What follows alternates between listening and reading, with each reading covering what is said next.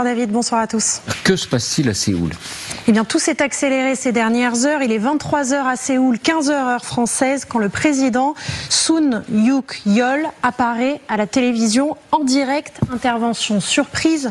Le ton est grave. Il annonce la loi martiale contre les ingérences, je cite, nord-coréennes. Écoutez-le. 친애하는 국민 여러분, 저는 북한 공산 세력의 위협으로부터 자유 대한민국을 수호하고 우리 국민의 자유와 행복을 약탈하고 있는 파렴치한 종북 반국가 세력들을. Alors, quelles sont ces ingérences? Eh bien, il évoque le principal parti d'opposition qui serait, selon lui, un relais de Pyongyang. Écoutez-le.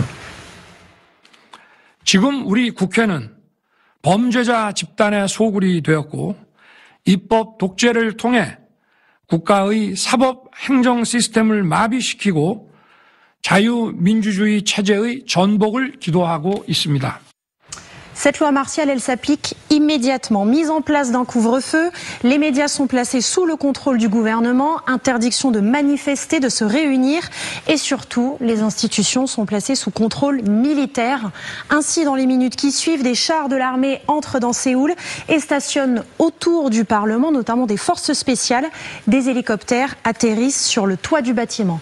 Mais quelques minutes avant, des parlementaires de cette même force d'opposition et des manifestants qui les soutiennent ont envahi le bâtiment et les pelouses alentours. Sur cette image qui va apparaître, on va les voir monter les escaliers à toute vitesse pour s'installer dans l'hémicycle. Un vote a lieu aussitôt pour demander la levée de la loi martiale. Voté à l'unanimité, le président de l'Assemblée qualifie la loi martiale, je cite, de nulle et caduque. À l'heure où on se parle, David, l'armée a quitté le Parlement mais assure qu'elle fera appliquer la loi martiale jusqu'à la décision du président. Bref, ce soir, on comprend que le sort de la démocratie sud-coréenne semble en suspens. Il faut rappeler qu'on parle de la 13e puissance mondiale, de l'allié de l'Occident avec le Japon dans la région. C'est un pays de plus de 50 millions d'habitants. Pourquoi cette décision, Justine ?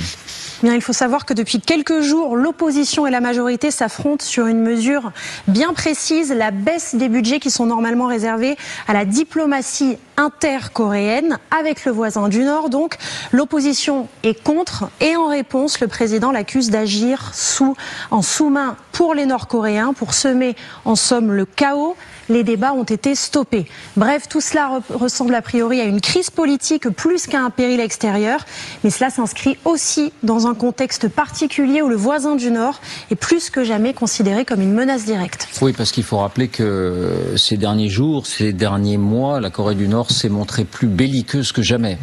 Effectivement, rappelons que Kim Jong-un a récemment ordonné à son armée de se préparer, je cite, à une guerre totale. Il y a plusieurs incidents récemment dans la zone démilitarisée. Il y a quelques mois, par exemple, plusieurs soldats nord-coréens avaient franchi la ligne de démarcation avant de se retirer après des tirs de sommation sud-coréens.